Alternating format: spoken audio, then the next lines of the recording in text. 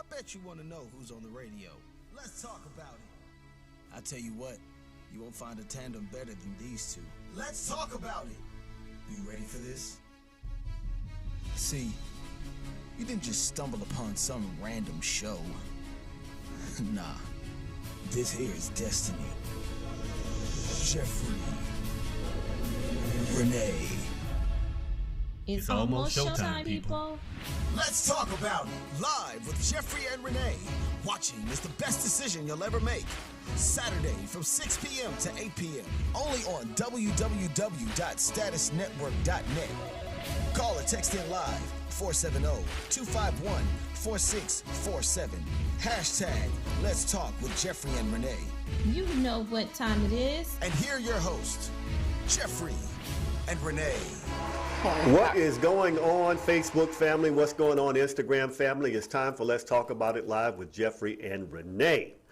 Every Saturday from 6 o'clock p.m. to 8 o'clock p.m. This is exactly how we do it. Now, as you can see, to my right, this is not Renee. At all. Renee will be back with us next week for the 2022. We're looking forward to having her back in the studio. But listen, y'all, listen. We have a dynamic, intelligent, dope-ass unicorn up in this piece today. Would you please welcome Sahar to the studio? Welcome. Thank you. Good to have you. Good to have you. Thanks for having me. All right. Now, y'all know we got a couple of traditions that we do on the show. We're going to push those back just a little bit, and we're going to get right to it. What are the traditions? Oh, you can't really get. I know, because I'm giving we you. don't have enough time. I know, because I'm giving you a quickie. It's My all bad. good. Now, y'all know that she said she's giving me a quickie. I don't do quickies no more. I need a longie. No, sometimes the quickies be popping. I need my bell because I need to ring the bell on that one. You know what I'm talking about. Sometimes she's absolutely right. You get it in when you can get it in. Exactly. That adrenaline rush. Bathroom stalls. Hey, wait a Back minute. to cars. We ain't even got started yet. Let me get this bell. Lord Jesus. You see the little hand, She done rang the bell. The little hand that popped up. She done knocked the microphone over. Yes, just don't say the N-word. Okay. Yeah. This is a grown folks show today. Now listen. Don't say nookie. You can say that N-word. But the other N-word, we don't do that one on the air. Okay. Not here. Okay. All right, listen, y'all. Look, I want y'all to understand something. First of all, there is nothing wrong with sex. There's nothing wrong with relations. So if you don't have your big boy drawers on, your big girl panties on, you might want to hold off on watching. The phone number is 470-251-4647. So, Sahar, tell everybody about you and who you are. I am Philly bred. I am a travel nurse, so I've lived in a multitude of cities. Mm-hmm. I am what you call a unicorn. I'm in the lifestyle. Wait, now what is a unicorn? What is a unicorn? A unicorn is a single female in the lifestyle who has sex with both men and women. Okay, now when you say the lifestyle, we all have a lifestyle. Mm-hmm. Now what do you mean by lifestyle? I'm talking about the non-monogamous lifestyle. So it's non-monogamy is the umbrella term for all of your alternative forms of relationshiping outside of monogamy. So polyamory, polygamy, swinging, open relationships, these are all considered non-monogamy or lifestyle relationships. Okay, good deal. Fair enough. Now, first of all, when she got off the elevator, or when she got in her car, she was tall as hell. She ain't this tall in real life. Just mad at you short. Tall as hell. But how did you get into the lifestyle? Ooh, I think that it was always in me. It wasn't something that I got into. You know, I was never really happy in my monogamous relationships. I've been called many names, like, you know, insatiable, nympho, a serial monogamous, you know, just jumping in and out of relationships because just being unsatisfied. Okay. So after I divorced my husband in 6 months of marriage, I just decided that I wasn't going to be in those type of relationships anymore because they just didn't make me happy. I always felt like a caged bird. Okay, so let me ask, and if I get too deep, you know, just let me know. For sure. When it came to that marriage, that relationship, what did your husband do to try to help you spread your wings, if he did anything? Nothing. I didn't even tell him. He didn't even know that I liked women. I couldn't tell him I liked women. He was so insecure that he would have thought that I was fucking all of my friends. Okay, I get it. So it's like he's already insecure about men. I can't now tell him that I also want to lick some pussy, because then it's like,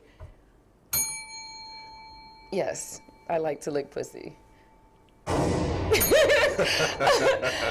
Because then that would just be problematic. Understood. And so, that relationship really just taught me a lot. It taught me about what not to do at any other point in my life in a relationship. Being with an insecure man is not for me. Understood. Now, how did you transition out of the bird cage into the wild blue yonder? You're as free as you want to be now. As free as I want to be. Yes. How did you explain that transition to us? I just refuse to accept what people consider normal. Okay. You have to find this one true love and be happy with this one person for the rest of your life. Okay. I just don't agree with that adage. I don't think that we can only love one person at a time. I feel like people can love multiple people. They can have sex with multiple people at a time and still have very fruitful and affectionate and loving and effective relationships, even though that's not what people believe. Okay, fair enough. Here's a question for you. Okay. You meet a man or a woman. Okay. And they hit something in you emotionally. And they say, Sahar, listen. You saying they, you mean he or she? He or she, yes. Could it be they? No, just one or the other. One man or one woman. Okay. And they say to you, Sahar, listen, I just want it to be us. Now, let me qualify it. This person meets your emotional needs, your sexual needs. They keep up. They're pretty insatiable too. But they say, I just want it to be us. How do you respond? I'm not interested. God, don't. Do you see how fast she responded? Ladies and gentlemen, I want you to understand something. When you have your non-negotiables, don't negotiate them. At all. All you're asking for is strife. Don't get it twisted now. There's some things that you could compromise on. If it's a non-negotiable, those are the things that you don't compromise on. I just want you to see, it wasn't it was an instantaneous answer. I'm not interested. Fair enough. Okay, fair enough. Okay, so what if him and her said, hey, Sahar, we're digging you. We want you to be a part of our throuple. What do you say? Do I have to be monogamous with them? Just the three of you. Throuple. I'm not interested. Again, she still said, you kind of thought about that one a little bit. Well, because I needed to qualify what you were saying. Because I wouldn't mind being a girlfriend to a banging ass couple. We have a great time. The energy is there. The sex is there. But that can't then disqualify me from having sex with other people. Okay. Great. Understood. Let's talk about this book. Now, a friend of mine follows you on Instagram, and she said, hey, I'm surprised you haven't had her on your show. And so I reached out. The rest is history. But the book is called Let Me Fuck Your Husband. Okay? You can't really see it, but there is one woman to the right and to the left of the gentleman in the middle, and they're all looking at each other like they're about to get it in. So I want to know what caused you to write the book. I just wanted to share my truth with the world, especially the Black community. Okay. Right? In the lifestyle, you tend to find majority white people or Caucasians. Okay. So when you go to, say, like a swinger event or a nude beach, like hedonism in Jamaica, right? It's predominantly Caucasian. Okay. I mean, and that's okay. But if I'm not really that interested in having sex with white people to that degree where I'm going to go someplace where it's nothing but white people and I'm going to have a great time, that is not what I enjoy. I love brown. Okay. All variations. Do you like your liquor brown or just brown people? I like brown tequila, so ring a bell. So, and not that I don't have sex with white people. Mm-hmm. I'll have sex with anyone that I'm interested in having sex with, no matter what the race is, right? Okay. As long as they meet my qualifications, then, you know, I'm open to a sexual encounter. But I found that black people tend to, it's because it's not like they're not doing it. It isn't like they aren't having threesomes. It's not like they're not having swinger parties. They might not be calling it that, orgies or what have you, What do right? they call it? They'll call it an orgy. They call it, instead of calling it a swingers party, they call it an orgy. I mean, and that's fine. I just don't, you know, however they decide I thought it was to. a new term or something. You No, know, no, no, no, start no. tackling new stuff out here now. No, I'm just saying a swinger party because, you know, that's what we call it, a set, a swinger party. A set. A set, yeah. Like, I'm having a set. You coming through? Okay, I got to watch my invites now. 'Cause I might have missed out on a couple of these. That's what I asked Okay. you in the elevator, you know. No. Went right over my head. Okay, I got it now though. Ask me again. I got it now. Okay. So I just felt like it was important for me to basically tell, you know, the Browner persuasions that it's okay. Because you rarely see someone that looks like me, my complexion, maybe even a level of sexuality, you know. A lot of times, you know, like even when I was trying to do my research for the book, Okay. right? Everything that I found was written by white women or white couples, right? Okay. And they can't really speak to the black experience. They don't know what's lacking because they're not looking for that. Now, granted, at these events, when I show up, it's like I'm the chocolate diamond in the room, right? It's like, oh, the brown diamond, the black diamond, the, you know. Wait. Let me ask you about when you walk into the room. Because now I want you to understand now, you can hear how intelligent she is, how well spoken she is, and how she articulates her reasons for putting the book together. All that, you know, put together now. When you walk into the room, and you know you walk into a room, you just don't like, I'm here. It's like, hey. No. you I'm know, usually mostly naked. But still, you know, you have presence when you walk For in sure. the room. Have you ever experienced a backlash, like an inferiority complex from the other women in the room? Because you're a head turner. I mean, I feel like that happens everywhere. It doesn't bother me, so I don't pay attention to it. Okay. There's always going to be someone who is, you know, less secure or just completely enough. insecure, right? But typically in those environments, the women also enjoy women, so it's more so that they want me too.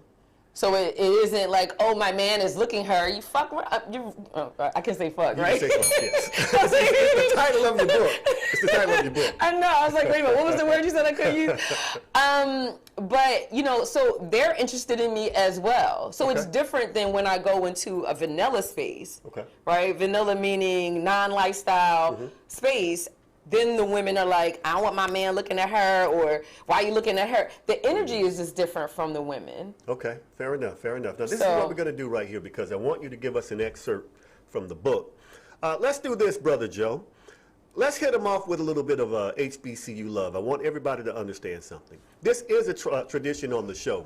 We're going to spotlight one of our historically black colleges and universities and their marching band. I believe this is the Ice Cream Man by the Florida A&M Marching 100. 100. We're going to play that clip. We'll come back and we have Sahar reading an excerpt of her book. Great.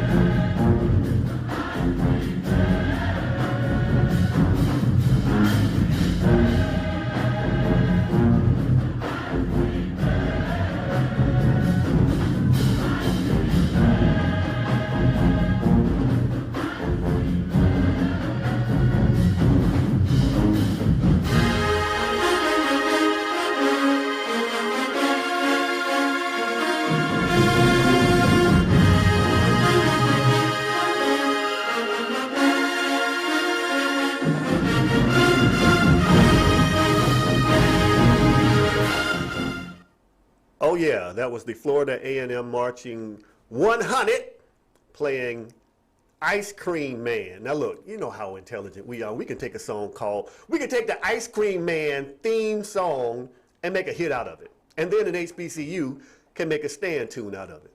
See how we do? Nothing but brilliance. That's why we spotlight our HBCUs.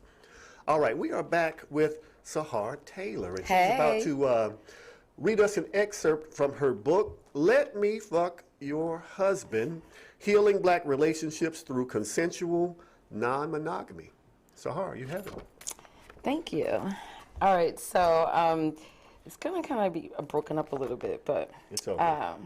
There was an interview that Marvin Gaye did with Tom Joyner back in 1983, where basically Marvin suggested that marriage was miserable, love was miserable, but sex wasn't, right? Okay. So Marvin's words resonated with me, as I'm sure they do with most men and others who are non-monogamous. Not that love and marriage are miserable, but that sex and love are two separate things. But women who don't share this sentiment are headed into battles they are ill prepared for when they believe that sex and love are the same, and enter into relationships with men who see the two as unrelated.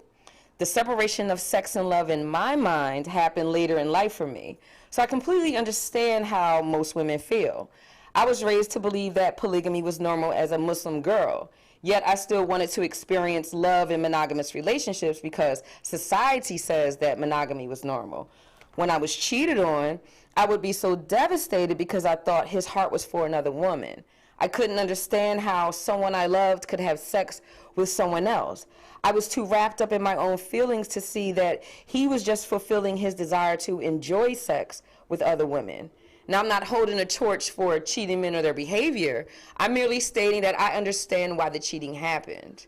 I realize now that the sex he had with other women was not a degradation of his love for me. It was him tapping into his sexual nature because we were living the monogamous lie. And as I've evolved into a more mature woman and open-minded, I don't view cheating as I once did. Let me stop you right there because we have a caller. I was done. Very good. Caller, you are on Let's Talk About It Live with Jeffrey and Renee, and we have Sahar Taylor with us. Go ahead and give us your name and your question. Yeah, you couldn't handle it. Now, look, this is how I know we got a hot guest. Did he just hang up? Because we got trolls calling us. Trolls call when we get hot guests on. So, you know, I didn't mean to cut you off, but they called. Oh, I was done. It was fine. I thought they actually had a question for you. Right. But there were some busters. No worries, no worries. So I have another question for you. Sure. Okay. Can you, or do you mind telling me about your worst experience in the lifestyle?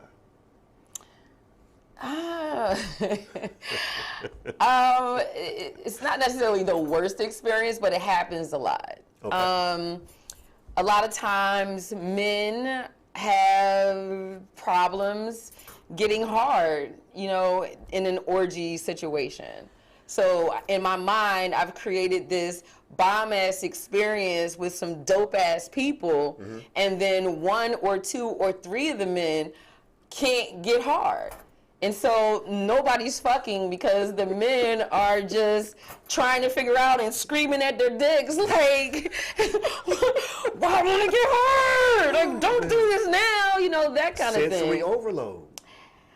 Yeah, it's stage fright. It's sensory, especially if it's a newbie, like someone who's never participated in an orgy situation before. They kind of, it's like too much. Some men can never get hard when another man is around, right? Because of homophobia. I can understand that. So there are a lot of things, and I'm not saying that, I mean, and it happens quite often. So it's not, and it happens to those who are, you know, not novices in the lifestyle, right? Okay. But yeah, those experiences are always horrible because Let's keep it 100. we gotta fluff. Let's keep it 100. Let's keep it 100 now. 100. It's easy for y'all to get ready if you got the right stimulation. Yeah, y'all have innies. If you're ready, we still don't know. If you're not ready, we still don't know. Viagra. Okay, let's take that and put it aside. Cialis. No, don't put it aside. Put it in your mouth. You know what? Put it in your mouth and fucking swallow it. So look, that's what they need to do. So what I'm feeling here is there's a time and place for everything. And the time to be erect is in that particular place. At that time. Okay, I get you. At that time. So if you know that a woman or women have invited you to an orgy, prepare yourself, sir. Be prepared. Okay. Hey. Manscape, pop that blue pill, and then come over. Pop the blue pill. Pop the blue pill. Take the blue pill. Now, there are side effects. Like possession by the Prince of Darkness is a side effect of taking Viagra. Wow. So be careful. Be careful. Okay, so you say that the side effect is no pussy. That's the side effect. But that happens frequently, and that's a turnoff. Not necessarily a turn off. It's just uneventful. Something that could have been like a great experience becomes a non-eventful situation because now the women are like sucking all night and everybody's just sucking each other off. And I'm set up an orgy to get sucked all night. Okay, I get it.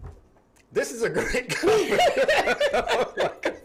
This is a great conversation. Have you ever been in an orgy? So we're going to talk about... No. You said 100, right? Now you're trying to give me 20. Now look. She's trying to ask me questions on my own show. This is not a conversation? That's not how it's supposed to be. This is a conversation. That's not how it's supposed to be.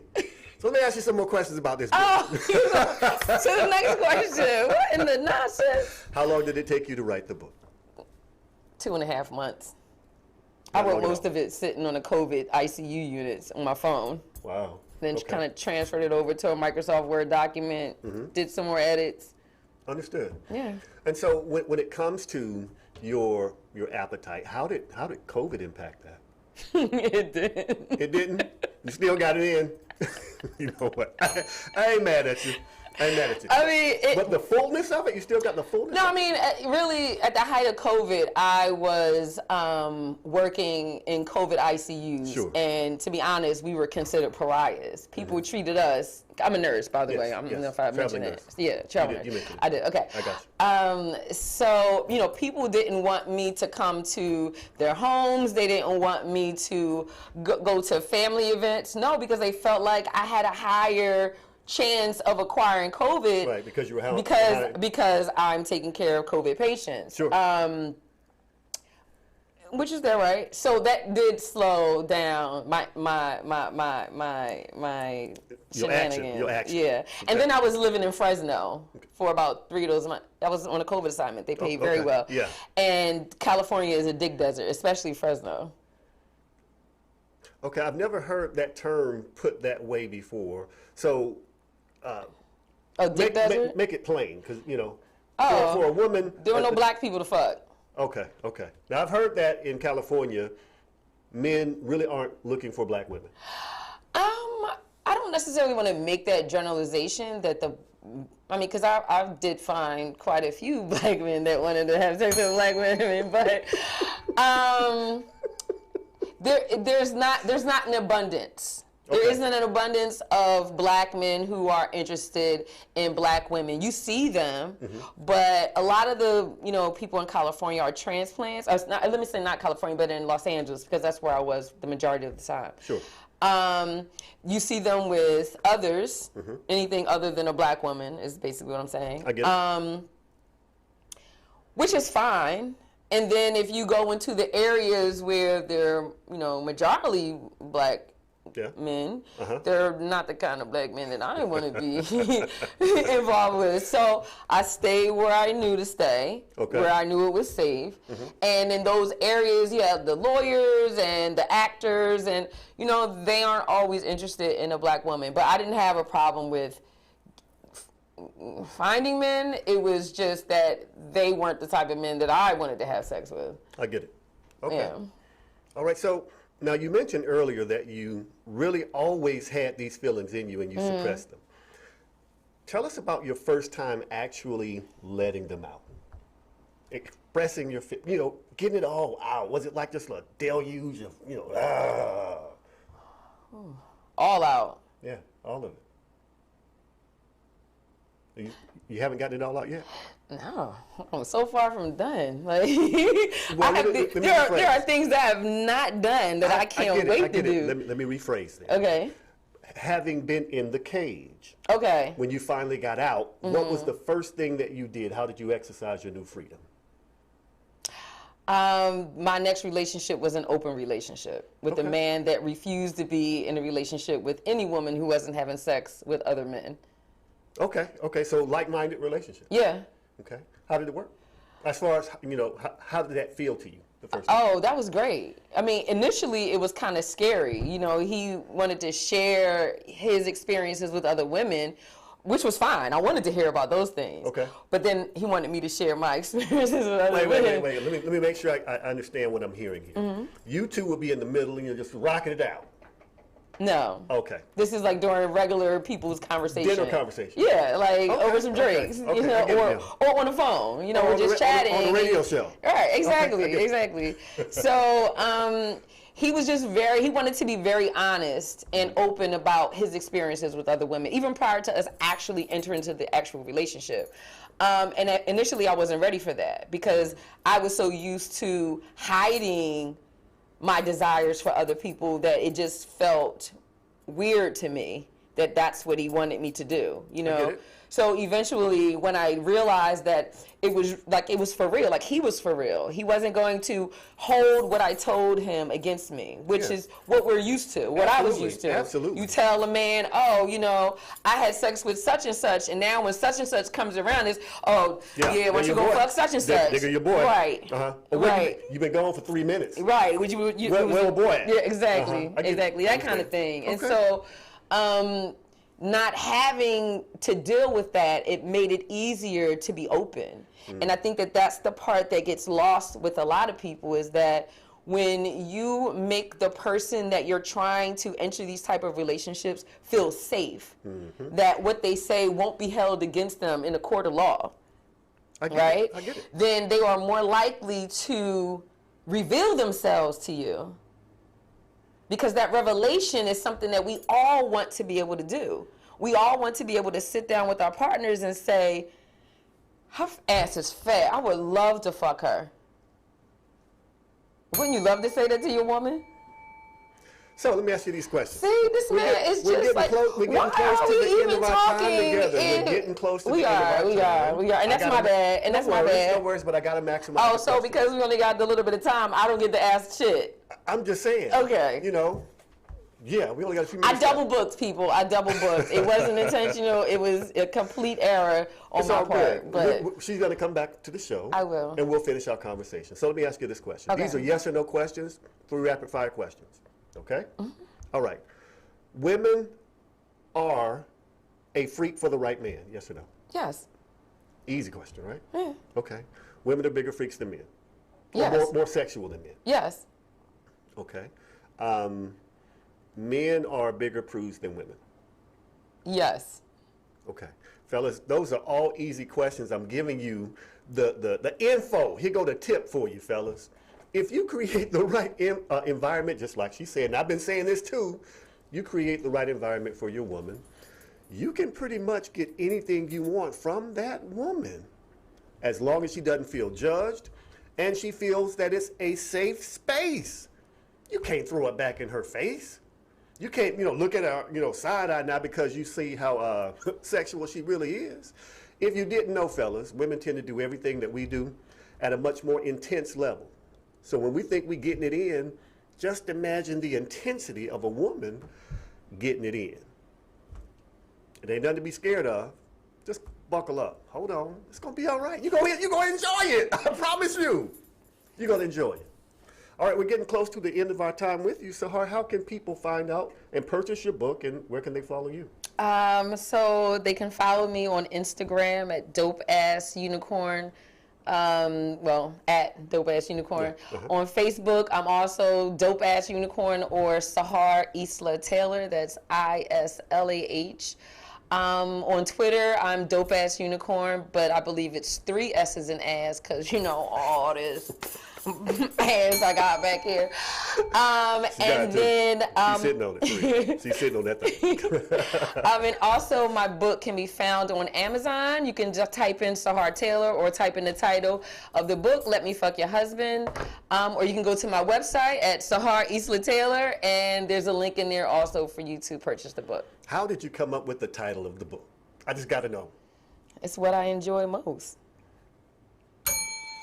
But does it have to be a husband? I'm not married. Does it have to be a husband? No. Okay. But the idea wasn't just about having a threesome or an orgy. No, I the understand. purpose of the book was to relay the message to black couples that it's okay to share your partner without the fear of losing them. Whew. Now, what advice would you give to women to try to get their husbands to be a bit more open-minded? Last question. That's not an easy question because, again, you know, it's okay for a man to express his sexual nature, but it isn't okay for a woman to express her sexual nature. So men like to believe that women are more insecure and more jealous than men are, but it really isn't the truth, because a woman can accept that their man wants to have sex with other women, but let her say that she wants some other dick. He can't let that shit go. He won't let that shit go. It depends. It does depend. It depends. It does depend. There are some variables. I won't disagree with your sentiment, though. I won't disagree with your sentiment, because we all know, men, that there's some types of hurt that we just can't deal with. We can dish it.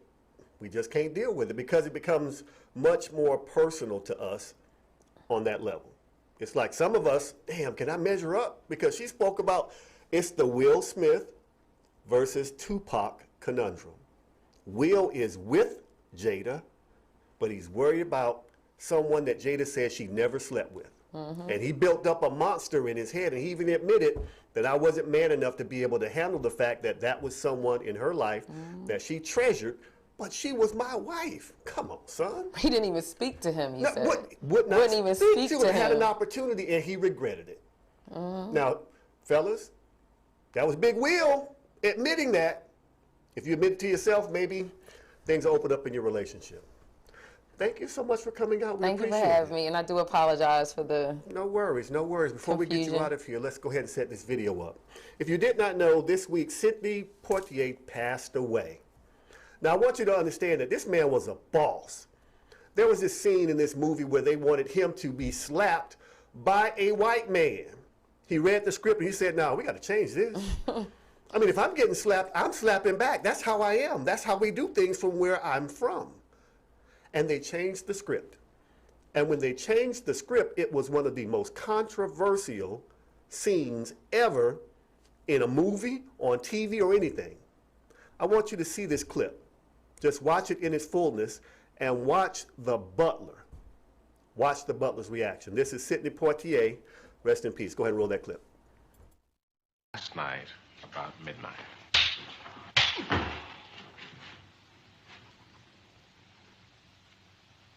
Gillespie? Yeah. You saw it. I saw it. But what are you going to do about it? I don't know. I'll remember that. There was a time when I could have had you shot.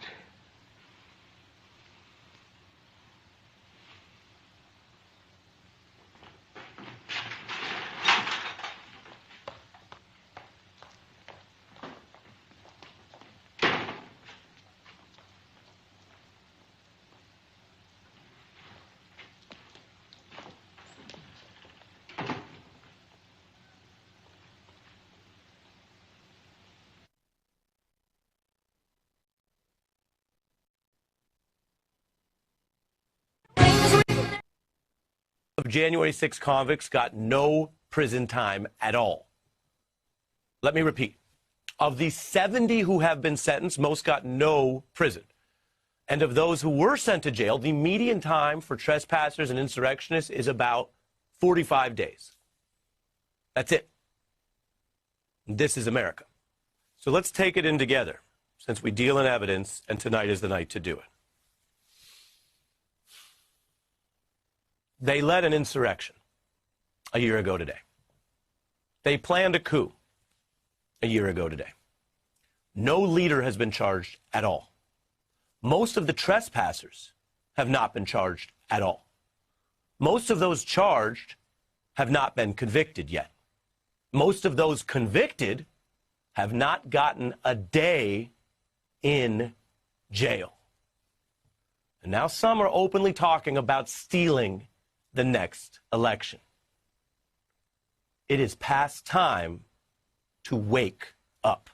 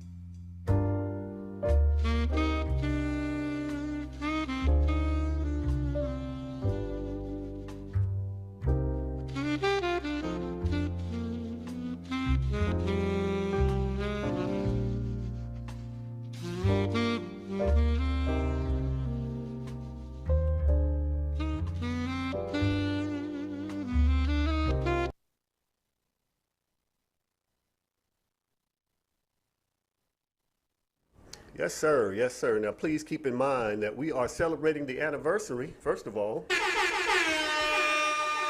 Not a good anniversary. The anniversary of the January 6th insurrection last year. The last video that you saw was a report on the arrest rates. I need you to understand something, folks. They are not getting harsh sentences for what they did. They are getting pats on the back. Now, Merrick Garland said that, hey, what we're doing is we're building a case. We're going after the low-hanging fruit, and then we're working our way up to the top. I get that. I understand. The caucasity of these people that went into the Capitol building a year ago, yesterday, was it yesterday or the day before yesterday, whatever, January 6th, whatever it was. I need you to understand day before yesterday that you don't abide that. You come down on it.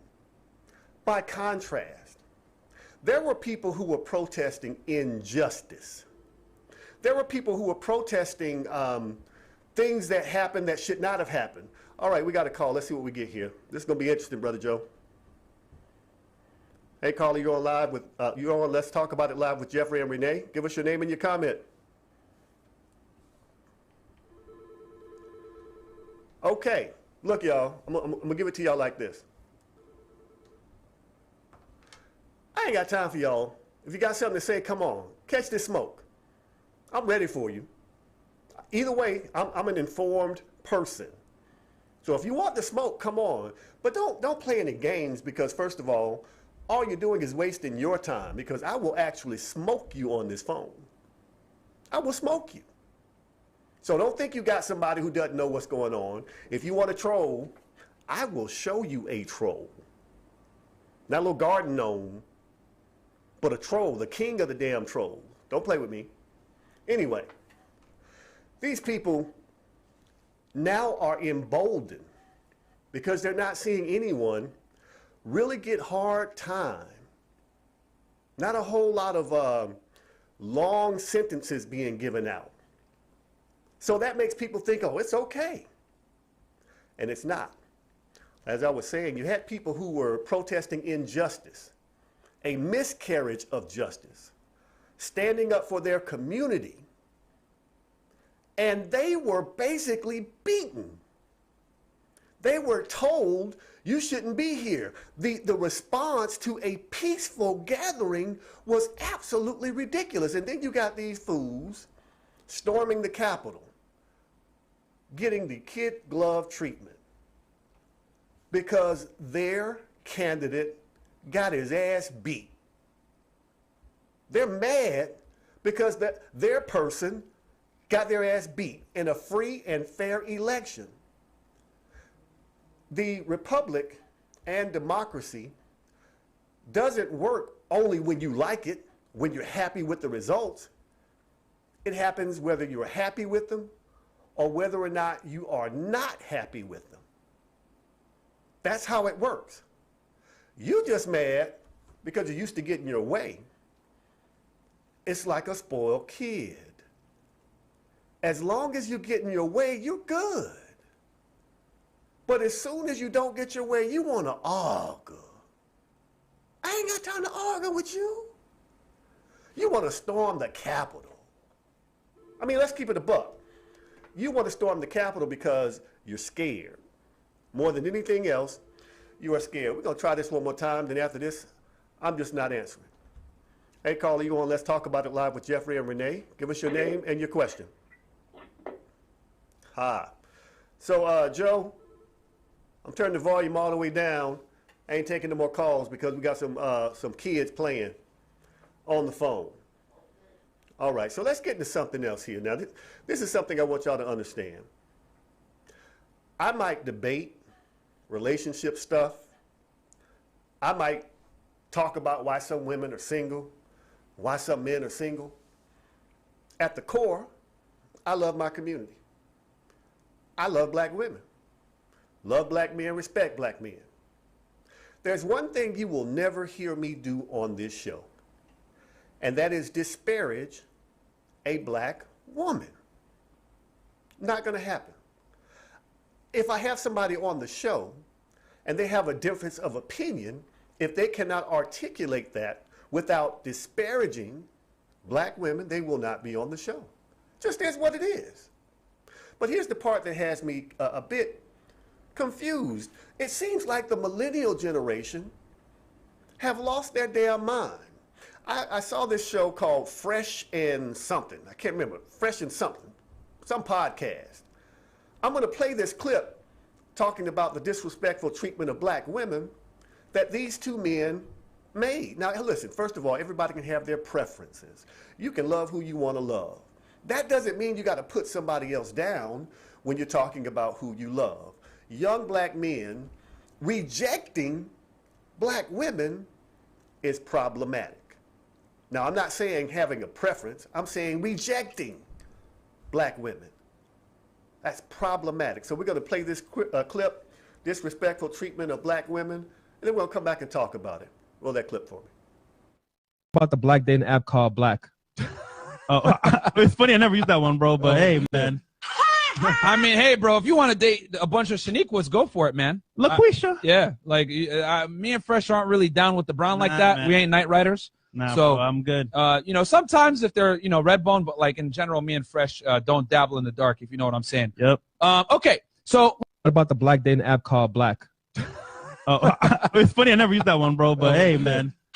I mean, hey, bro, if you want to date a bunch of Shaniquas, go for it, man. LaQuisha. Yeah, like me and Fresh aren't really down with the brown like that. Man. We ain't night riders. Nah, so bro, I'm good.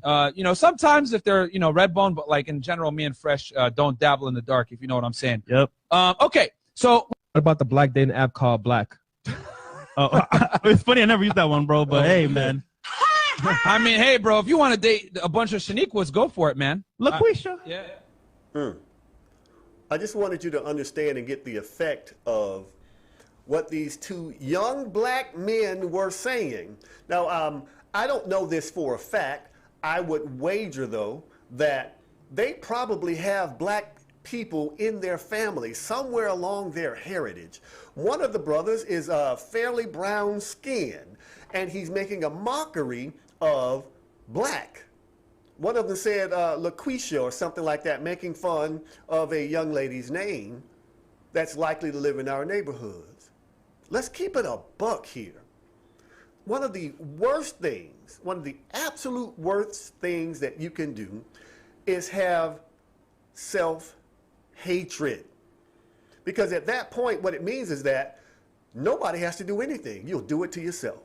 Nobody has to say anything. You will say it to yourself. Nobody has to put you down. You'll put yourself down.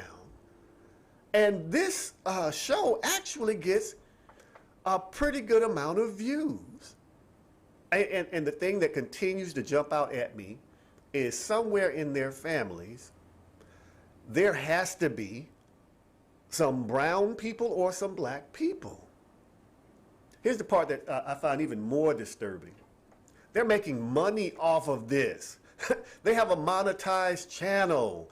They get a lot of views. People are watching this, and this is the part that I think is being missed on some millennials. You think just because you're young that black history really doesn't apply to you. You're over that stuff. Slavery ain't got nothing to do with me. Nobody in my neighborhood was ever a slave. You think it's disconnected from you. You pay it no attention. You have no connection to it. You're not worried about the ancestors because you got relatives. You ain't got no ancestors. What you will discover is you are no different in this racist structure than the slave. You are a second-class citizen. You can look around all you want to, but the minute you try to go outside of the box, unfortunately, you will discover that the system still views you as less than. I'm not saying accept it. I'm not saying buy into it. I'm saying be aware of it, so that when you navigate, you don't navigate out of ignorance. You navigate out of knowledge. Those two young men, all I can say is some things ain't worth it. Some things just not worth it. You're killing me. Okay, now I gotta let you know that we have been having some real serious things going on in this country. Omicron, the Omarion variant, had us have 1 million new cases earlier this week. 1 million new cases in one day. I don't mean in a week. I mean in one day. Now, fortunately, it seems that the Omarion strain, I'm sorry, let me stop that. The Omicron strain is not as severe as Delta, fortunately. But guess what? There is another strain they've discovered in France. I guess they're trying to put the whole group together now, the whole Greek alphabet, because there's another strand supposedly that's even more contagious than the Omicron variant. Here is why I bring this up. Look, you don't have to get vaccinated if you don't want to. That's completely up to you. When you have governors who have tests, they have tests, and they let those tests expire. 800,000 tests expired in the state of Florida. And then the governor of Florida said to the federal government, I need you guys to send me some tests because we need tests. And then admitted that almost 1,800,000 tests were allowed to expire because they did not set up enough testing venues. When you have stuff like that happening, it's bigger than politics. Taking a test will allow you to make an educated decision. You know what? You don't have to get boosted, but if you start getting symptoms and you can't get a test, there's a greater likelihood you're going to infect more people because you could just have a cold or you could have COVID. But they're hiding tests, the state of Texas, doing everything they can to make sure that no mask mandates in schools, no vaccination mandates on for companies. No. Now they're asking for federal support for more testing because they're having surges. They're doing everything to stop it, to make you feel good for feeling like you don't have to get a mandate or to make sure that you don't get mandated to get a shot. They're doing all that, but then turning around saying, hey, we still need your support though. We still need you to give us these resources. Now, I guarantee you this, if it was Trump in office, Trump would have said, y'all go to hell. And you, some of the people who are not, who are pro-choice, pro-autonomy over our bodies, they'll be like, yeah, Trump said you ain't got it, yeah. But as soon as a woman says, I want to have autonomy over my body, no, you don't have that right because the Bible says so. Come on now. Quit playing. All I'm saying is, you're going to have to make up your mind. You're going to have to make up your mind. If you don't want to be vaccinated, cool. You don't get to go everywhere you want to go because businesses get to set their own policy. So you can't work where you want to work if that business says, guess what? If you're not vaccinated, you cannot work for us. It's just like having your vaccinations to go to school. Nearly everybody I know, and when I say nearly, I'm going to say 99.9% of everybody I know, received some vaccinations as kids to be able to go to school. It's still the case right now. Your child will have to be vaccinated with certain vaccines to be admitted to a public school. It is what it is. In the military, there are people in the military who are defying a direct order for a vaccination. Now let's keep it in perspective here. In the military, there is no choice. If they say you're getting vaccinated for this, you're getting vaccinated. It's so that you are in a state of readiness for deployment. It is what it is. You signed up for that. You don't get to say, oh, I got all them other 15, 20 vaccines. I don't want this one. I don't want this one. Donald Trump was on Candace Owens' show and even admitted, hey, the people who are dying now, they're primarily the people who are not vaccinated. The vaccine works. The vaccine works. Candace had to pivot real quick to talk about something else, but she had the audacity to say that there are more people dying under President Biden than died under President Trump. And Trump said, you know what? That's because they're not vaccinated. Trump got a booster. Marjorie Taylor Greene got a booster. Matt Gaetz got a booster. All these people are boosted. And they're telling your ass you ain't got to do it. And some of y'all sipping the Kool-Aid, getting sick, people in your family are passing away, the rates are continuing to go up, and you frustrated. You're mad. You're frustrated thinking, wow, you know, I'm tired of this. I got COVID fatigue. But you will not be vaccinated. You get mad when people won't let you in their establishment, but you won't get a vaccination. You get mad when people say you got to wear your mask, and you talk about, I got freedom, not in the private business, you don't. I got freedom of speech, not in the private business, you don't. Oh, they're kicking people off Twitter. You don't have free speech on Twitter. Those amendments don't apply like that to Twitter and to Facebook. You've been miseducated and misinformed. You've been run astray or led astray and run amok. Come on now. So I'm going to give it to you like this. I am pro-choice when it comes to vaccines. You can get vaccinated if you want to. You don't have to. That's your choice. You also don't get to tell other people what to do with their businesses. Now, airlines. There was one flight, I think it was coming from India, and 90-something% of the people on the flight had the virus. 90-something%. It was like 70-something out of 110 people. Maybe not quite 90, but a whole lot of them.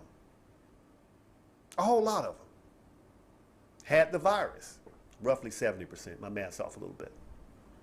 But the bottom line of it, that's a whole hell of a lot of people. That's a whole lot of people. Again, you don't have to get vaccinated.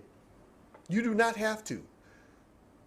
But you better be glad that I don't have a restaurant because you would not be able to come in. What? Nope. No vaccine. What? Turn your ass around. Well, I'm going to call the media. Call them. Well, I'm going to get mad. Get mad. Scratch your ass and get glad. That's what we used to say in Columbus back in the day. I don't give a damn. Happy New Year. So check me out. Check me out. Ladies, I want to ask y'all this question. I'm going to pivot here first of all. I had this question for Sahar. I'll have to ask it when she comes back. I had the question for Renee, too. I'll have to ask it when she comes back. Renee, come on back now. You know we're missing you up in this piece. So, ladies, is a man supposed to pay your bills? Now, when I was a young man, there was a song that says, ain't nothing going on but the rent. You got to have a J-O-B if you want to be with me. Nothing from nothing means nothing. Life is too serious. Love is too mysterious. A fly girl like me needs security. I understand Notice what she was saying, though. You had to have a job, first of all, to date her. And she needed security. Ain't nothing going on but the rent. Got to have a job. I get it. Back in those days, though, that basically meant that you had to be her husband, not her boyfriend. So this thing is, now it seems that boyfriends are required to pay bills too. Well, I got a clip that we're going to play. And let's just talk about it, honestly. Is a man supposed to pay your bills if he's not your husband? Go ahead and roll that clip for me, Brother Joe. Women don't like men who don't pay bills. Okay. Women like men who pay bills. Okay, are you speaking in regards to your bills or his bills? Because if you two are not married and you're just cohabiting or in a relationship, guess what? He's not obligated to pay your bills. That's not one of his responsibilities. You do that. Now, a lot of people like cohabitation. I completely understand. I get it. But those are the same people who don't understand how intimacy actually works in a relationship. One thing y'all probably don't know about is there's a such thing as financial intimacy. Okay? It actually helps stimulate that closeness that you need between you and your partner. So instead of worrying about if the man pays bills, you two should be doing that together. So that way it can stimulate your financial intimacy as well as your intellectual intimacy, as well as your social intimacy, as well as your emotional intimacy. They all go hand in hand. But don't ask men to do things they're not obligated to do. And I know women tend to hate to hear this, but your boyfriend is not obligated to meet those overwhelming expectations that you create or those standards that you may have placed, that you believe that you have. They're not obligated to meet that, and you're not entitled to a man paying your bills and taking care of your responsibilities. As I always say, in a relationship, your boyfriend really doesn't have to do anything, and this is his choice even still, but to take you out on a date or two, make you feel special, lay you down, take care of you sexually, and go on about his business. Women like men who pay bills. You do not want me to go down the list of what men like. You don't want me to do that. But I ain't nobody. I'm just kidding. Woo!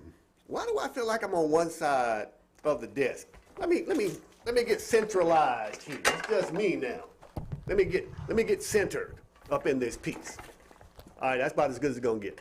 So listen to me now, ladies. I need you to understand in essence what the first lady was saying.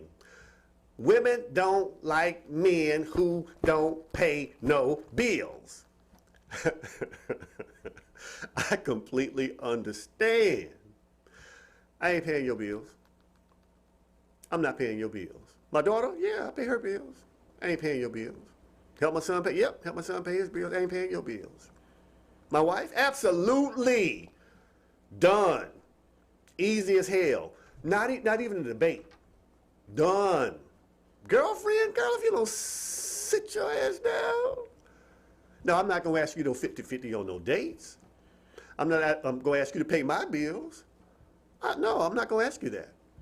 But I am not paying your bills because they're yours. You are educated, right? You got that degree, right? Use it to pay them bills. I mean, you are a learner. You are a scholar. Use that scholarship to pay them bills. I'm not paying your bill. No, not happening. Not going to do it. Nope, not going to do it. I am not going to do it. And here's why I'm not going to do it. Because, first of all, you haven't earned it. You haven't earned it. Don't get it twisted. Now, that cookie, that thing is the truth. That cookie is fire. Don't get it twisted. Love it. It feels good. Don't get it twisted. It ain't worth that much. I'm sorry. The availability of good cookie has decreased the value of good cookie in the marketplace. Don't get it twisted. I mean, not to disparage ladies. I love y'all. Y'all smell so good. And y'all be looking all good. And y'all so soft. Lord Jesus ain't paying your bills, though. I'm not going to do it. Now, let's just keep it a buck. Again, I'm not asking you to split no dates with me. I know how to court you. I know how to make you feel like a woman. You just sit back and enjoy the ride. You go get that. I ain't paying your bills though. Not gonna do it. You independent? You better pay them bills independently. Don't depend on my income to pay your bills. It's not gonna happen. Now, if we're bringing things together, you know, I get it. We're gonna have that financial discussion. Things will be put in order. It's all good, but nope, not gonna do it. Not gonna do it. And I stand on that proudly. You made them damn bills. Go lay down with them after you pay them. Boy, look, you know, something else that I've noticed that's been going on in social media world, and you know, not even just social media world, it's prevalent in relationships now. Everybody is mad at everybody else in the relationship space now. If a man says, women, y'all don't know nothing about how to treat a man, then the woman comes back and says, well, would you say that about your mother? You're talking about your mother. And it just goes back and forth and back and forth. Now, I'm not talking about the information where we're putting each other down and talking bad about each other. There's no place for that stuff. But I'm talking about playing the trauma game.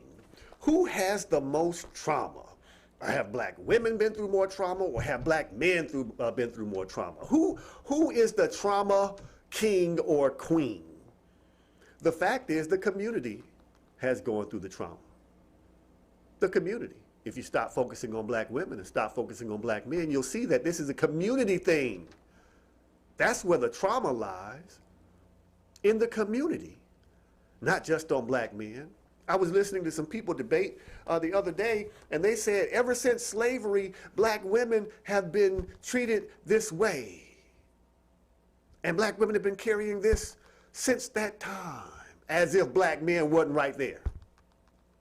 But it's different, because black women had to see their black sons be castigated and ripped away from them, as if the black father did not see that.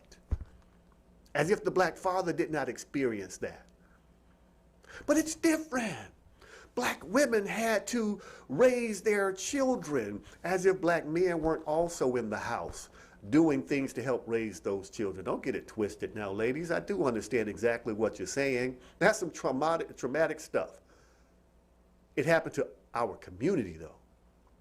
Not just the black women in greater results, and not just the black men in greater results. It happened to the community. The community. They got you focusing on you instead of the you in the community. Instead of the you in the unity of community. They just got you focusing on you outside of all of that. Come on, son. Come on, daughter. You got to do better than that. This is community trauma we got going on. Community trauma. All right, y'all think I'm playing with y'all. I am not playing with y'all. Now look, I'm a boxing fan. I don't know if you're a boxing fan or not, but there has been this brother named Jake. No, he's not a brother. There's been this fighter called Jake Paul. And Jake Paul has been making a name for himself, fighting people. I think he's 4-0 right now. He fought Floyd Mayweather. Now, Floyd hit him with a right and wobbled his ass and caught him and didn't let him go down. Let's keep it a buck. Jake Paul is about 180, at least 180 pounds. Floyd Mayweather is like 150 on a good day. So Jake Paul tends to fight fighters who are smaller than he is. He tends to have a reach and height advantage over the people he's been picking to fight. Recently, he fought a guy named Tyrone Woodley, or Woodley, I can't think, Woodley, I think. Woodley, I think that's his name. I actually follow him in MMA, and the dude is a beast. I mean, that dude can fight. I thought he was going to whoop Jake Paul up. The first fight, Jake Paul won on a split decision.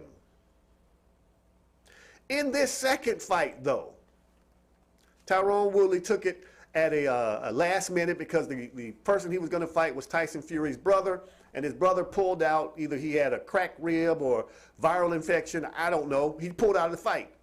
Tyrone jumped in to the fight. The fight was boring. But I got a clip of Jake Paul in the final round, I believe it was round 6 of that fight. Jake Paul actually doing what he needed to do to win that fight. Go ahead and play that clip for me, Brother Joe. From time to time, just that.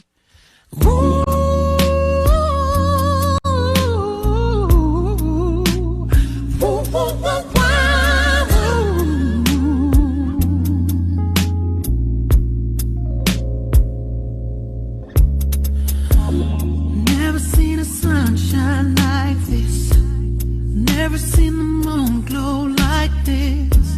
Never seen the waterfalls like this. Never seen the lights off like this.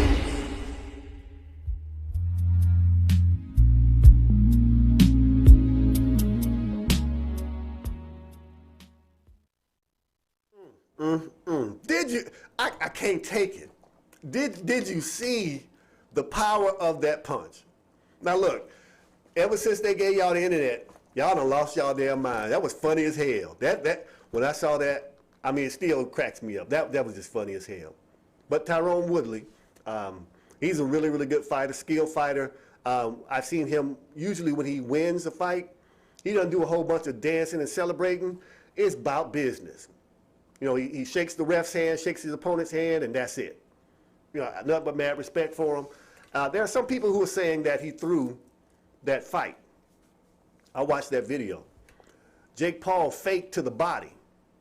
He lowered his hand like he was going to block the punch to the body. And that's when Jake Paul came up and hit him.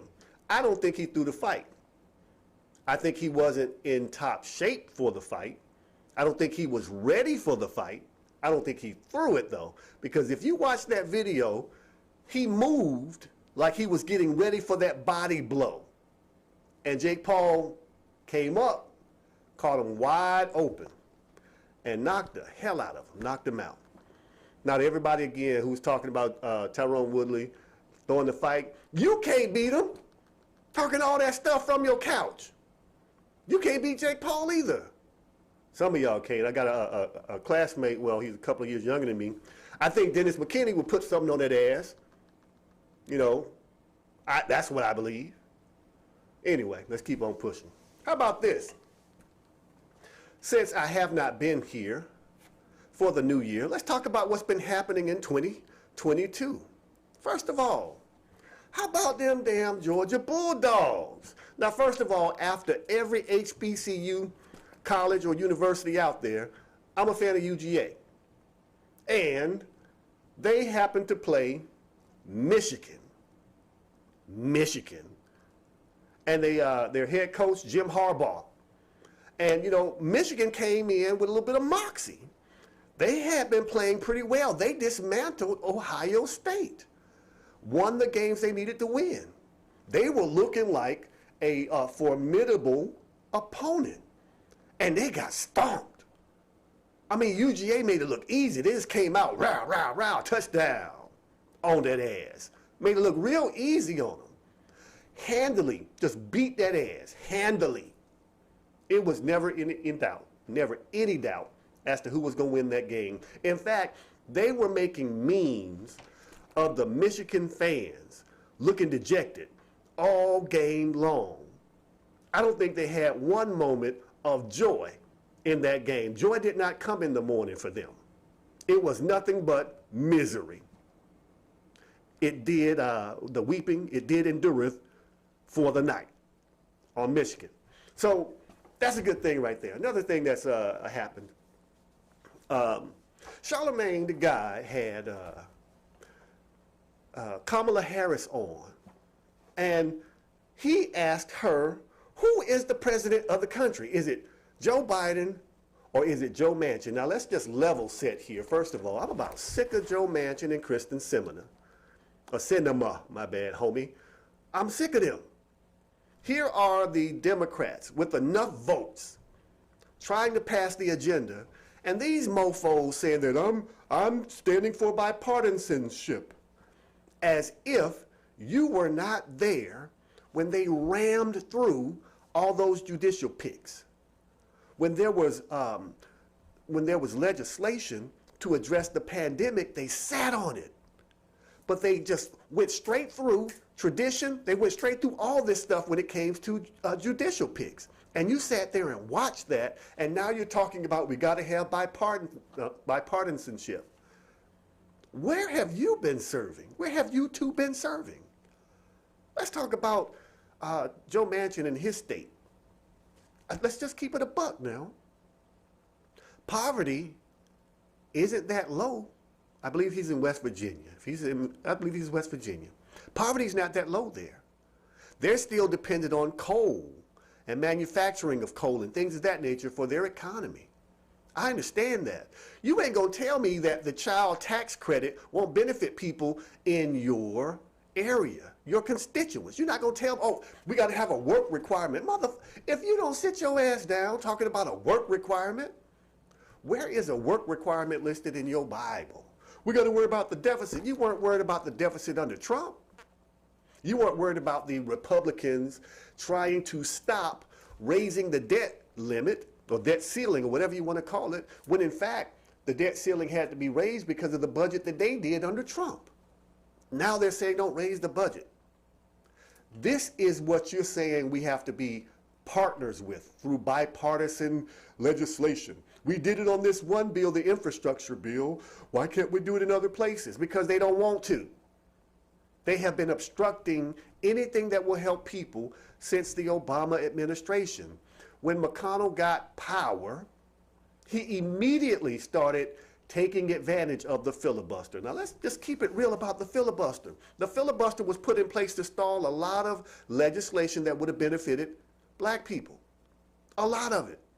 A lot of Southern Republicans, a lot of Southern senators would filibuster the passage of this. It took riots being broadcast on national TV to get the Civil Rights Bill passed. It took the assassination of Martin Luther King to get fair housing passed. And you're talking about bipartisanship. Come on, son. Come on. I really believe that what you're doing is you're being the front face for some senators who think just like you. You're just taking the blow for them. You're the front of the shield, the tip of the spear, whatever you want to call it. Because I'm just having trouble believing that you really think bipartisanship is a possibility on things like this. Now look, they recently changed the filibuster to allow the debt ceiling to be increased. The filibuster, they changed it. They can do the same thing for voting rights. And here you are again, I don't know, we need to be careful about this, that, and the other. They're just talking about one specific carve out. Well, if you carve a little bit, you gotta eat the whole turkey. What kind of bullshit is that? If you carve a piece of the turkey, all you gotta eat is that meat that you carved off. It's one of the dumbest things I've heard somebody say. It's killing me. Driving in an Italian car, an Italian sports SUV, and you're from West Virginia, at least you could do is drive a damn American vehicle. Come on, son. You drive what you want to drive. I'm just being petty now. All right, now look, man. In 2022, we have got to be strong. We've got to be strong. Now, you know the saying that God won't put nothing on you that you can't bear, that you can't handle. Sometimes it feels like God got a good sense of humor. Well, maybe he just knows, or she, maybe they know that you are stronger than you think you are. So I got a clip that perfectly shows just how difficult it can be to embrace your strength. This is called, God said you're strong, and it's the truth. God did say that you're strong, because you know what? You are strong. Even at your weakest point, you're still strong. You ain't got to give up. You ain't got to give in. The main thing is that you remember that your strength is something that you can always tap into. So let's look at this clip. It says, God said you're strong. Go ahead and roll that clip for me. I'm not sure who told God I was one of his strongest soldiers, but I'm not, bro. Actually, I'm getting my ass beat. These weapons formed against me, they prospering just a little bit. Bills, Tawanda, the police, come get one of these battles. Come get one of them back. I don't want all these battles to fight. I didn't put this shit in the email. I never said it in a prayer. Who told bro I was strong?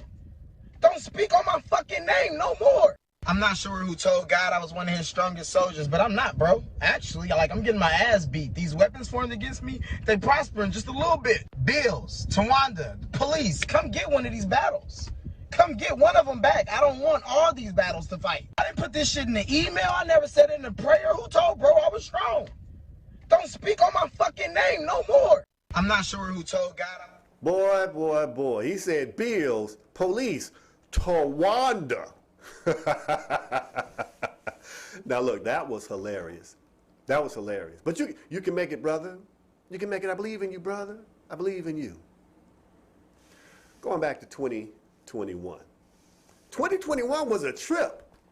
Derek Jackson got caught cheating on his wife in 2021 and still came out with a book and still sold copies of that book and still got his wife.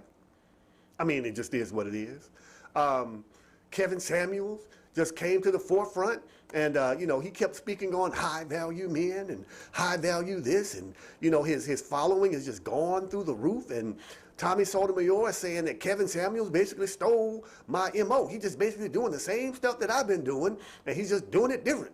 And women coming at Kevin Samuels saying that he gay, and it's 2021 was off the chain. We thought we were going to have some freedom because Joe and Kamala are in office, but lo and behold, COVID's still right here with us. It's getting a little worse. 2021 was 2021 was off the chain, for real. On a happier note, Morris Brown College got their candidacy for accreditation in 2021, and they also are able to offer, we all are able to offer federal financial aid again. Hey, 2021 had some ups and some downs. 2021 was off the chain. We lost, Joe, I can't think of the guy's name in Tennessee. Young Dolph. I almost said Young Buck, but I knew that wasn't right. You know, and it looks like there might have been an inside job. Somebody might have tipped him or tipped the killers off as to where he would be. I mean, 2021 was off the chain. One thing that really jumped out right at the end of 2021 is Betty White passed away. Now let's just keep it real here. Betty White was a boss. Betty White was a boss. When she was, you know, younger, she had a talk show. And she had a dancer who happened to be a black man. And that man could dance his ass off. And Betty would have dialogue with him on the show. And people from the South was like, hey, why she's talking to him? We need to get him off the air. We don't like that. And the producers of the show said, hey, Betty, we're getting feedback that you shouldn't be talking to the black dancer. You need to cut that out. You know what she did? She talked to him even more. She talked to him even more. Betty White was a boss. Don't get it twisted. And throughout her entire career, she wasn't shy about speaking up. Not just because it was in vogue, not just because there was a big movement. She didn't have to have a big movement. She did it anyway. She was her own movement. And she was funny as hell. Don't get it twisted. Betty White would tell a joke that was funny as hell even in her later years. But she was a boss. So to commemorate the passing of Betty White, I found this clip that we just gotta play. It went viral, and if you did not know where it came from, this is the original, what's the right word? The original soulful rendition of Thank You for Being a Friend. Go ahead and roll that clip. Thank you for being a friend. Oh, yeah. Travel down the road and back again. Hey, so we started from the bottom, now we're here, girl. Oh, yeah. This is my part right here. Ooh,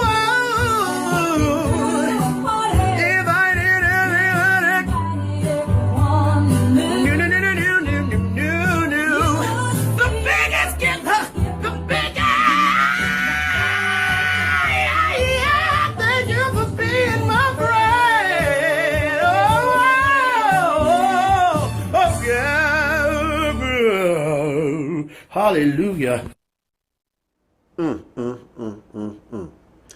didn't know it was a real TikTok. I thought it was just somebody, was being funny. But yeah, and why did he have to, first of all, why did he have a wig on in the first place? And second of all, why did he pull it off when he got to the, the crescendo of it? I just don't understand, but he killed it. Betty White, rest in peace, rest in peace. All right, let's keep on going with it now. Some other things that happened in 2021. Them Braves, don't act like you don't know. Them Braves, they showed up and showed out. Them Braves. Now, they had to move to Cobb County, and when they did the parade, they were driving fast as hell, but they still won the World Series. And they didn't barely win it. They put a beat down on Houston. Spanked that butt. Yes, they did. Another thing that happened in 2021. Kasim Reed entered the mayor's race, trying to get his old job back. Yes, he did. And there was a young lady who reminded him of how much he lied to them, how he took advantage of them, how he basically, I'm paraphrasing her words now, misrepresented what was going to happen to their homes. And he had to sit there and he had to take it. All he could do was sit there and take it. Now, don't get it twisted. He tried to leave. I believe he saw her. I believe that he knew what was getting ready to come, and he said, I got to get out of here. I'm on a time limit. We said it was going to stop at 7. He was the only person that was trying to leave. And guess what? He caught that smoke. I'm going to give it to you like this. He absolutely deserved it. Absolutely deserved it. A lot of the things that are happening in the West End with people being gentrified, people being pushed out, happened on his watch.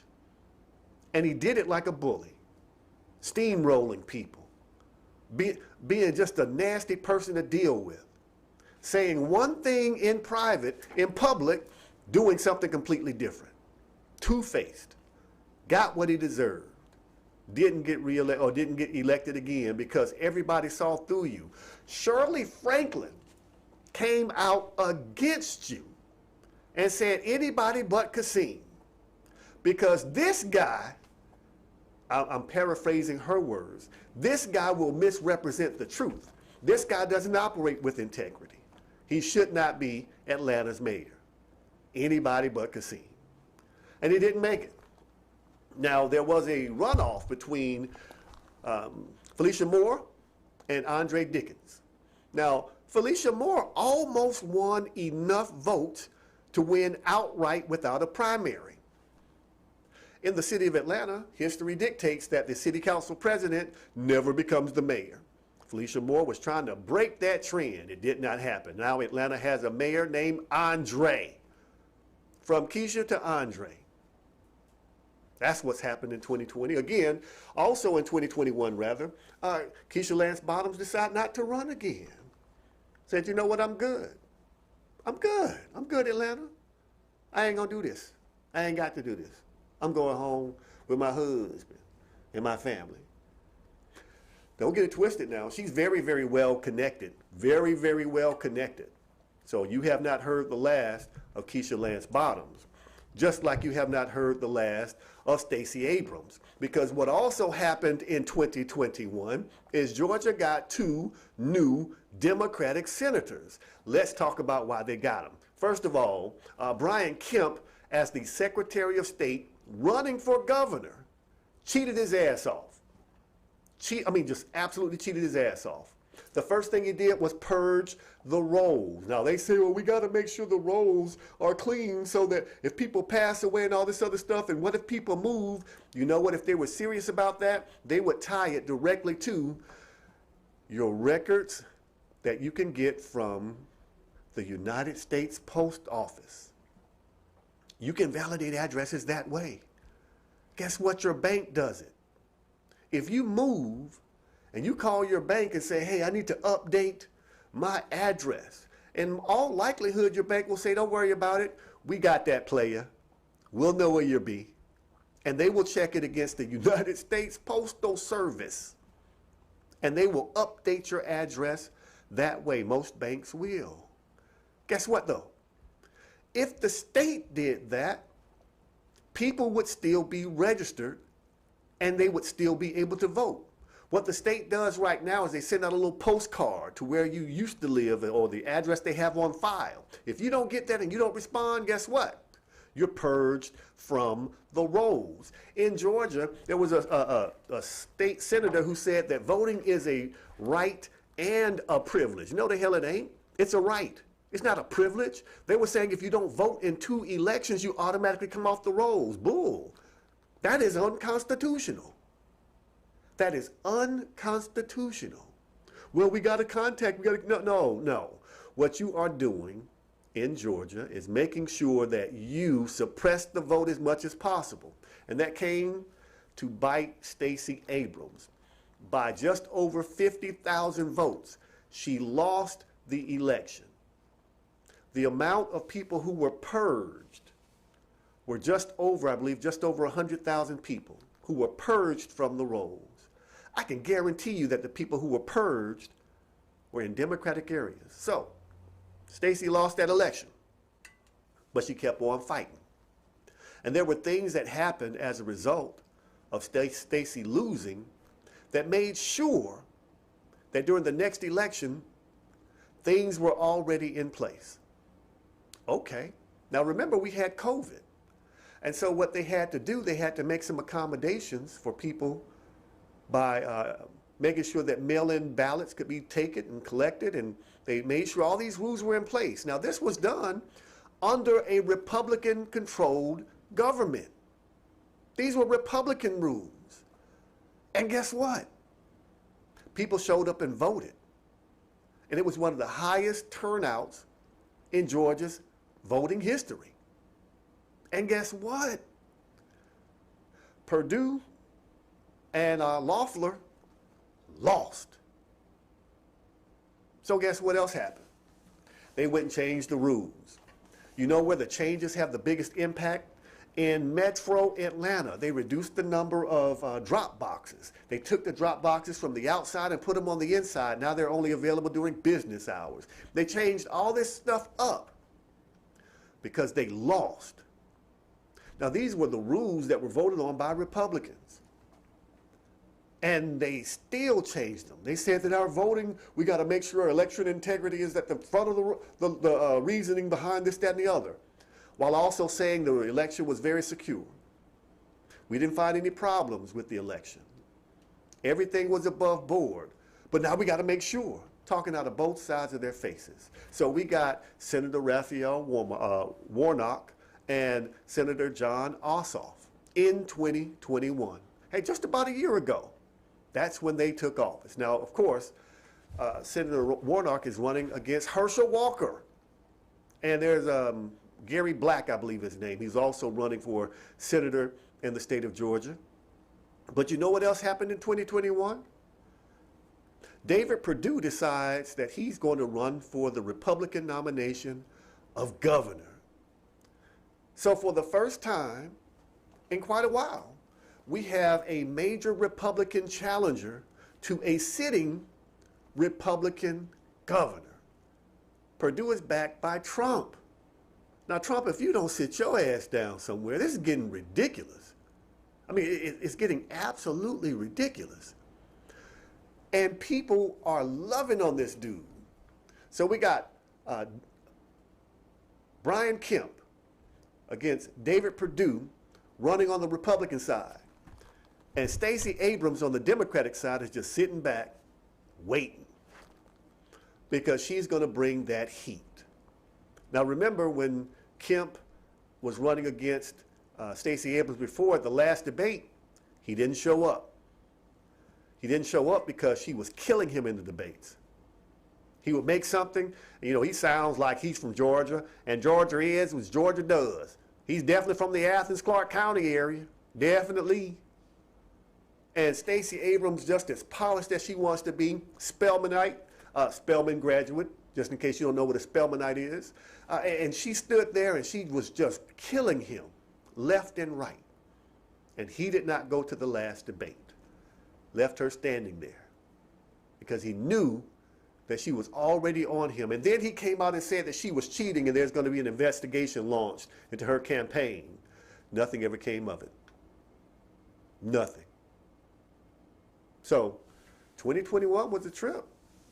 2021 was a trip. What else happened in 2021? Let's see. First of all, talking about trip, women, y'all be tripping. Y'all really be tripping sometimes, ladies. All we try to do is the very best we can for you. And it doesn't seem like it's enough. So sometimes y'all be tripping one, but I want to talk about how y'all be tripping two. It's crazy the way y'all trip. And all we want is some peace. So we gonna play Women Y'all Be Tripping Too, and we're gonna come back and talk about it. Go ahead and roll that clip. The other day. Okay, that's what's up. Yeah, I passed that bitch house. Who? You know who the fuck I'm talking about. Talking about old girl I used to talk to 2 years ago? That was only 2 years ago. Why you bringing up old shit? I'm always bringing up old shit because you always give me new old shit to bring up. What? That don't even make sense. And honestly, if you want to get an attitude with me for bringing something up to you, telling you my feelings, I should just leave. How about that? Since you want to get an attitude. You not going to try to stop me? No! I'm not trying to leave! Well, I'm not trying to leave either, but you supposed to try to stop me. And now that I know that you ain't even going to try to stop me, I'm going to actually leave. And this time, if you try to stop me, I'm not going to stop. Man, why the fuck you always trying to argue? You trying to stop me from leaving? I'm not trying to leave. I ain't trying to leave either.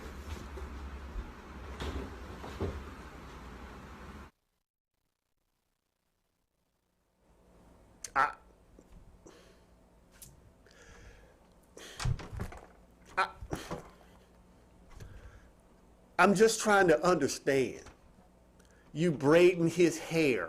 Now, first of all, why the hell he got more hair than you do? But you know what? Young folk these days is all good. I can't even grow hair. I'm hating.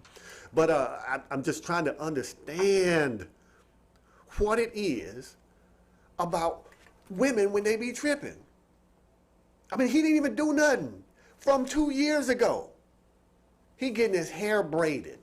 This was supposed to be an intimate moment. Cherish the bond. She braiding to the scalp. And then she get up, do all that, and then end up come back, finish braiding his hair. What a waste of time. I just don't understand. I don't understand.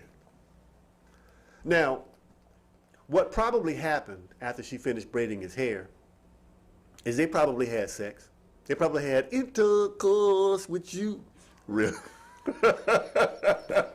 Relations. They probably did. But after that, there was a post-sex interview. Now, I want y'all to understand, if there was actually an interview after we put our thug fizzle down, it will probably look like this next clip. But I need y'all to understand now, for real, there is a lot of effort that usually we being the men, have to put into intercourse with you. It's a lot of work. A lot of times, ladies, y'all can just lay there, do a little scoochie or something like that, and you know, that's it. Y'all, when y'all ride, y'all only do it maybe 3-4 minutes. Then talk about your knees. I thought you were Meg Thee Stallion. You ain't got Meg Thee Stallion knees now, huh? So, all that to say, this is probably what a post-sex interview would look like with a man that's really put in that work. All right, go ahead and roll that clip for me. So how'd you do in there? Well, I found my stroke early. Did what was necessary. I felt like the team needed me to be good today, do a full game, 35 to 45 minutes. Oh, so you're a long timer, huh? Well, typically I'm 15, 20 minutes, but tonight seems like it was more necessary for me to be full game, 35 to 45 minutes. Oh, okay. So is there anything you think you could have done different or better? Well, we'll take a look back at the tape because we did record it, and we'll look at what's necessary for the proper adjustments, and we'll make those adjustments. Okay. Does she have a nickname for you? She calls me Zaddy. And do you have a nickname for her? Next question. Okay. So what are you about to do now? Well, we'll get prepared for this back-to-back and rejuvenate our body, get prepared, get rehydrated, and be prepared. All right. Well, have a great one, and we'll see you next time. All right. Thank you. Thank you. Yep. That's what it would look like. I can tell, for real. That's what we be thinking. Y'all just be laying in the wet spot. Y'all be laying in the wet spot. And usually we might get up to go get a towel or get some water or something, because we got to rehydrate, because we done released all of our hydration. Hey, look, I'm having a lot of fun. It's 2022. So let's talk about what we're leaving in 2021. What we're leaving in 2021 is, I understood the assignment. Damn it, you wore that thing out. I mean, you done said it enough. Good gracious. Can't use it no more. We're leaving that in 2021.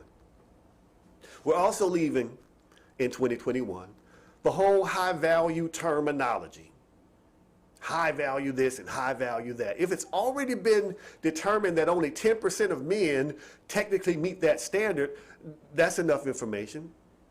That's enough discussion around it. We ain't got to talk about high value anymore. It's done. We've talked about that enough. No more high value this, no more high value that. Everybody's valuable. Everybody. You know something else we're leaving in 2021? We're leaving the killers of Ahmaud Arbery. Yep, we're leaving them in 2021 because they all got life in prison yesterday. Was it yesterday or the day before? It might have been Wednesday. It might have been yesterday, but they all got life in prison. Now, Roddy Bryant, he got life in prison with a chance of parole in 30 years. He's in his 50s. There's a good chance that he will spend the rest of his natural life in prison. The McMichaels, they got life in prison with no chance of parole. Let's leave them in 2021. And by them, I mean that whole attitude. The whole attitude that makes them think that they can run down a black man like that. The whole attitude that basically empowered them. There were police officers who said, hey, if you have any trouble in that area, reach out to the McMichaels. They can help you out. They were private citizens. Ain't no help you out. The hell is wrong with you? If it's a police matter, the police take care of it. And the district attorney, yeah, she's been brought up on charges. She needs to be found guilty of those charges.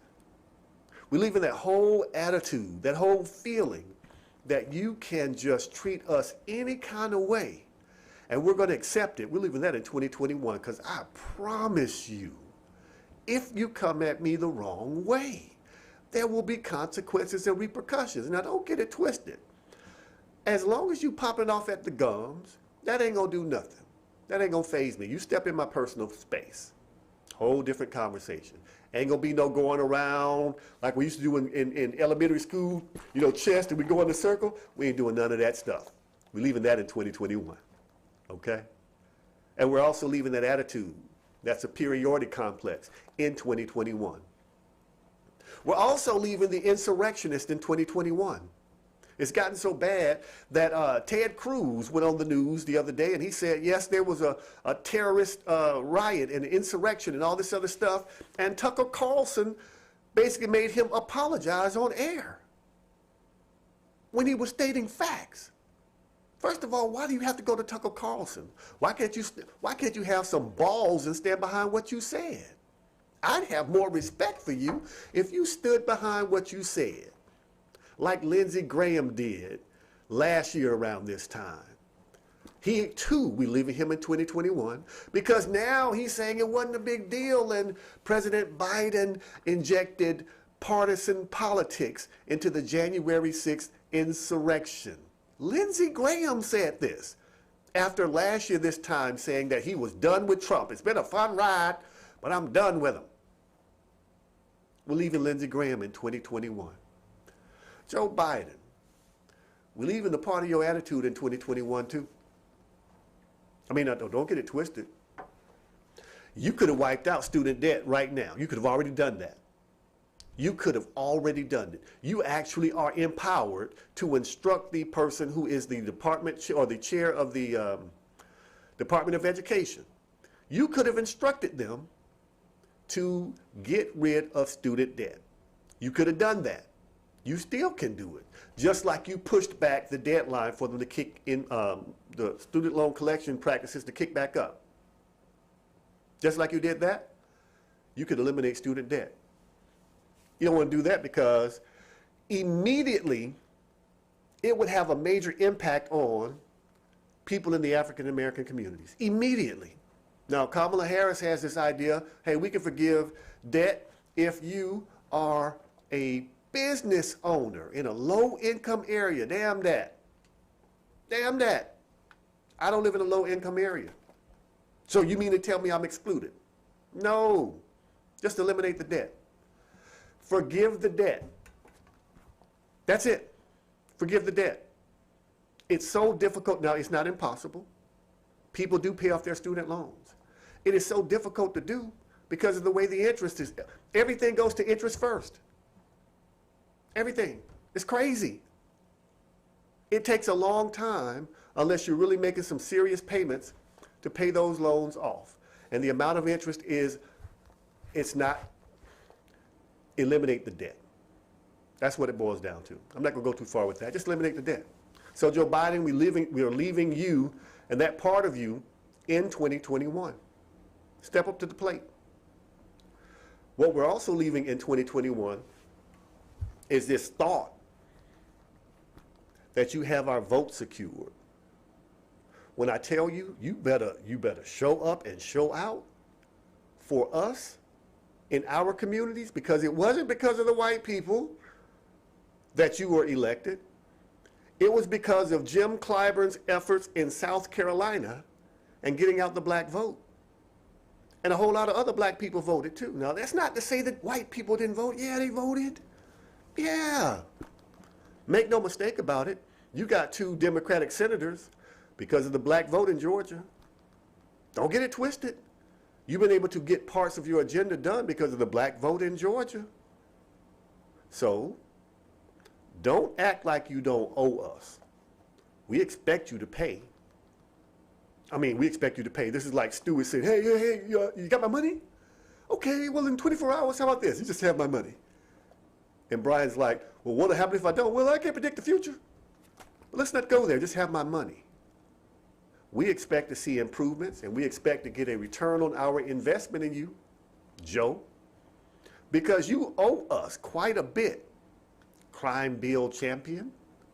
I don't care what you say about how the bill was looked about then. You know what happened as a result of that bill. It's time you do stuff to make it right. Just is what it is. What we're also living in 2021 is the conservatives talking about Alexandria Ocasio-Cortez. Good gracious. I think y'all love that woman. Y'all talk about her so bad. I think y'all want to have sexuals with her. I think y'all want to have intercourse with her. Y'all talk about her so much. Y'all so fixated on her, and she's actually pretty doggone brilliant. Pretty effective. Makes a lot of sense. Highly intelligent. The thing is, when you juxtapose her with Marjorie Taylor Greene, you got one person that cannot clearly articulate how the United States government works, and you have a person that's a steward of it, that studies it, and you love the ditzy blonde. I'm gonna take that comment back.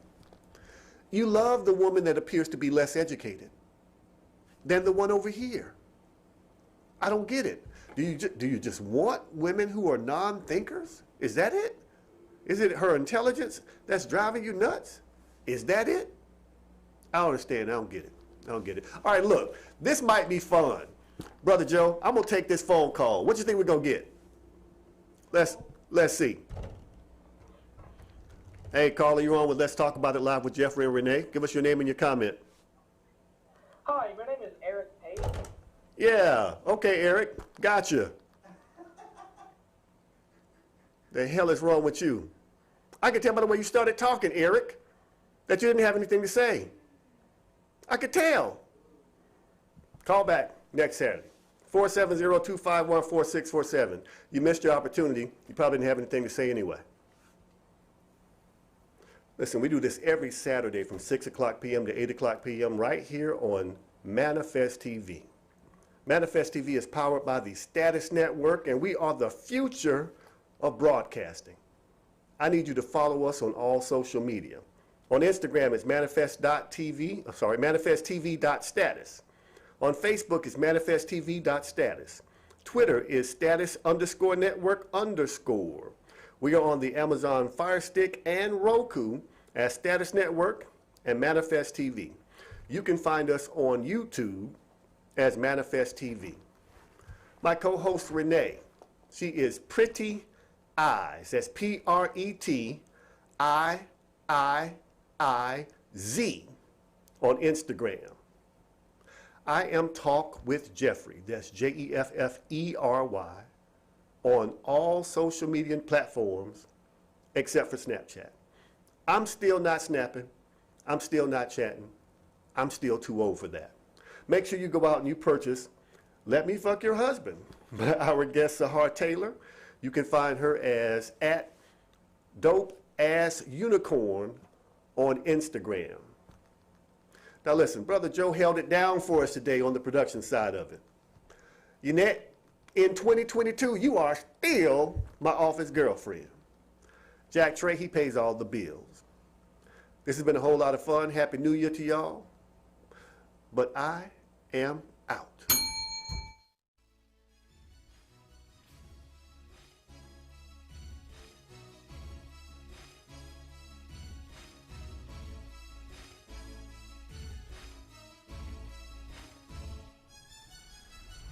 And there you have it.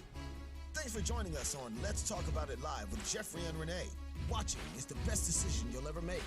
And make sure you join us next Saturday from 6 p.m. to 8 p.m. only on www.statusnetwork.net. Jeffery, Renee.